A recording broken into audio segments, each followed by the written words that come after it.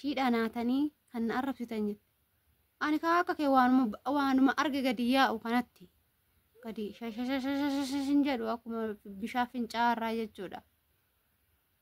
Sigalee zimmi jedheetuma gadi yaa'u waanuma na argan jechuudha. Isaanis na argaa jiru. Haasaa koo keessatti dogoggorellee hoo jedhe tasgabbii qaba jechuudha. Haasofni kun wal keessa marqaa miti. Wal keessa marqii waan tokko yoo haasofte jechuudha. Daarektii haasa'e. Ani immoo nama daarektii haasa'uu beeku jechuudha. Waan barbaachisan daarektii gadi fuudhi. Bakka. Waa'ee daa'ima kootii immoo siin galchu. Daa'ima kiyyarraa naa goreen. Xoosii daa'ima kiyyaa baay'ee. Daa'ima koorraa naa gori. Sinnaa guddi jirtu fayyaa keessanii akkam jirtanii nagaa kooti galata waaqayyoo. Egaa akkuma beekamu biyya keenya keessatti amma yeroon kun yeroo gannaati baay'ee qorra. Hin qorra jechuudha dhugaa dubbachuu fi qabbanaa qilleessi ganna waan ta'eef jechuudha. Egaa deebi'ee dhufeen jira. Viidiyoo ishiin guyyaa har'a ganama gadhiistee argaa jirtan jechuudha. Dhaggeeffattan baay'een keessan jechuudha. Baay'een keessan. Har'a immoo ani hin dubbadhu. Har'a immoo maal fakkaattee dhufte ofumaa keetti huumee of laali. Anaan of laali naan jechuu fi miti atuu of laalimee dura. Jalqaba irratti of laalanii namatti himu. Sigalee ani eenyu akkaman jiraa maalan gochaa jiraa jetteet dhuftee namatti haasofta malee akkuma barbaaddetti miidiyaa irratti filiitariidhaniin saree dhiiga dhudde fakkaattee gadi baatee ganaa waa'ee koo haasa'uuf sirratti hafa jechuudha. Eega barbaadde sirratti hafa. Sigalee maal siin jechuu barbaade tanan seete tokkoffaa amma waan ishii biraa qabu ishiin illee hin beekti naan jette. Maal la biraa qabda? Maal la biraa qabdame? Wanta ati na biraa qabdu maali? Dhugaa dubbachuu fi gaarummaan ifati wajjiniin hojjennee gaarii hojjechuun mataa ofiitiif miti. Gaarii hojjechuun mataa ofiitiif erga ta'ee ani waleedhaaf kanan godhee kana na goote hin jedhu. Dhugaadhaan hiriyaati yoo taate. Garuu ati jalqabu marrattuu hiriyaa sobaa waan taateef, hiriyaa diigduu waan taateef, hiriyaa kuttuu waan taateef maal jettaa? Waan tanaan dura wajjin dabarsine waan ani tanaan dura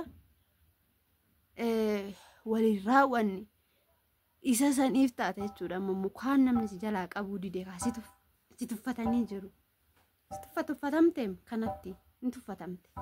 Osoo tuffatamuu baattee osoo dubbii kee tuffatamuu baatee waan biroo itti zoortu.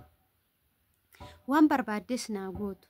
Waan hamma namni namaa godhu olitti yoo naa gootee jiraattiyyuu gaarii godhuu mataa ofiitiif malee mataa kiyyaaf miti. Mataa kiyyaaf jettee yeroo sana gaarii naaf godhaan turre. Sigalee mataa keetiif jetteeti kan gaarii yaadaa turte, kan gaarii hojjechaa turte. Waan ishiin na gootee nan beekaa, ishiinis hin beetti. Haga har'aatti biyya ormaa keessa ishiin biyya ishiitti galtee kan jiraattu ani jireenya mana madaamii kanan jiraachaa jiruu fi sababa isheetitti jette. Sababa isheetitti ani maalidha mee rakkoon asirratti ani si miidhe? Maal sirraa fuudhe si dhoowwadhe? Dolche kee waan tokkoon of harkaa qabamoo waa'een kee maalidha? Maal laa gooteeti? Sanirratti immoo abbaa manaa ishee harkaan itti fiiddi. Maalidha? Maal rakkatte abbaa manaa kiyya yoon dhaanillee mirga qabna hoo wal'aanne akka barbaannetti jechuudha. Dhugaa dubbachuuf yoo ta'e waa'ee amala kootii immoo ati natti himtu jechuudha. Waa'ee amala kootii anatu of beeka. Sigalee ati natti himtu. Namni akka keetii kun nattuu haasa'uun anaaf sheemidha. Sheemii guddaa jechuudha. Immoo daa'ima kiyyarraa gadi bu'i. Daa'ima kiyyatti maaltu si hafe daa'ima kiyyarratti? Bakka han isaa ta'uu haa baatu, ishii kan dirribaatu ta'uu haa baatu narraa gadi bu'i daa'ima kiyyarraa. Ishii an isaatii miti daa'ima koo dhiisi. Maqaa daa'ima kootii akka dhuftu hin barbaadu. Sigalee mucaa kiyya immoo yoo mataan tokko dhukkube asirraan garagaru jechuudha. Asirraan garagaru kana bichaa beekadhu. Immoo sababa ishiitiin biyya ormaatitti gubachaara, sababa ishiitiin ani biyya kiyyatti galuu didee maal qaniidhaan kootu gal jedhee si kadhachaan jiruan guyyaadhaan duraan jechuudha yeroo nagaa qabnu san. Har'a garuu waan ati fidde kan ati keessan haasoftuuf immoo kan miidiyaa irratti haasoftuu iyyuu gara jechuudha. Fagoo walitti dhiyaatu. Fagoo keessanii siyaa hiikuu jetteerta. As garagartee immoo an abbaa manaa ishii hin barbaadu haqan irraa qabaa jette. Haqni ati narraa qabdu sun immoo maali? Hin baastu gadi maa kukkutta maali fi garaatti si hafa maa hojii yaaddofte? Hin yaaddain I don't care sodaadhu shi'an. Sodaa akkasii hin qabuan. Nama sodaa akkasii qabu miti sii galee jennaan jenne malee kabajaadhaaf hin jechuudha. Lukkuun safuudhaaf yeroo mana seentu gajjetti jedhan safuu san eeggachuuf malee si sodaadhee sitti fakkaati sii galee si sodaanne takkaallee si sodaadhee hin beeku jechuudha. Yoomillee taanas si sodaadhu waan fidde fidi waan irraa qabdus gabbaasi yoo dhugaa ta'e dhugaadha yoo soba ta'e immoo soba kee achumatti deebifatta jechuudha waan asii godhuun qabu. Sagal filitariidhaan of gootete kan gadi baatu immoo normaaliidhaan gabbay normaalii kaameraa normaaliidhaan gabbay maal gana filitarii of jala oofta erga nama taate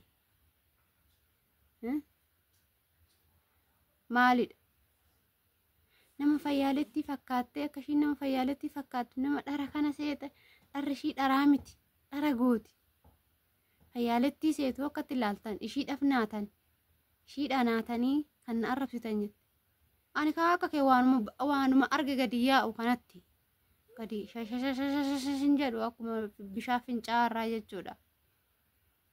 Sigalee zimmi jedheetuma gadi yaa'u waanuma na argan jechuudha isaanis na argaa jiru. Haasaa koo keessatti dogoggorellee hoowaa jedhe tasgabbii qaba jechuudha haasofni wal keessa marqaa miti. Wal keessa marqii waan tokko yoo haasoftu jechuudha daarektii haasa'e. Ani immoo nama daarektii haasa'uu beeku jechuudha. Waan barbaadde san daarektii gadi fuudhi bakka. Waa'ee daa'ima kootii immoo siin galchu. Daa'ima kiyyarraa naa gori'an. Xoosii daa'ima kiyyaa baay'ee. Daa'ima koorraa naa gori. Sin naa guddisee bakka fe'ee oofide kan naa guddisee haa galatoomu. Namaa guddiseetu bakka ishii fiddee nan beekaa niiccitii ishii isin maalitti beektu jedha. Ati garuu naan guddisne miliyoon gadda argite. Ergaanii galee argite jechuudha. Kanaaf waa'ee koo osoo hin beekin hin haasa'in. Waan irraa qabdu daarektii natti himisiin jedhe. Tanaan durallee daarektii natti himisiin jedhe. Waan hin beekun qabu waan ati narraa qabdu. Kanaafuu gadi baasi amma daqiiqa kanatti jechuudha. Gadi baastee waan tokko dubbachuu qabda jechuudha. Kanan irraa qabaa, kanan irraa fuutee, na dhoowwattee, hoo kan jettus ta'e waan jettu san qabatamaan gaffidi. Wal keessa marqin wal keessuma marqaa kanatu na jibbisiise jechuudha. Wal keessa marqaa jirta akka maleetti. Kanaafuu dubbii wal keessa marquu dhiisiti ifatti waan sirraa qabu hunda gadi baasi. Kana hin ta'uu kanumatti cinaa deemee si arrabsaa mucaa keetillee akkanumatti arrabsaa hoo kan jettu ta'e immoo waliin dhiisnu jechuudha wal gaggalaafata taate.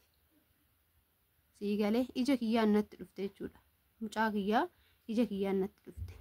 Siigalee dhala jechuun kan dhale beeka. Ati maalitti argite waa'ee dhalaa?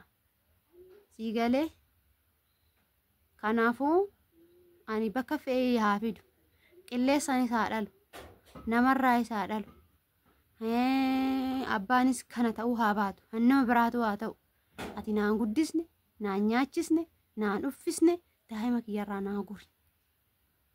Daa'ima koorraa akka waan tokko buustu hin barbaadu.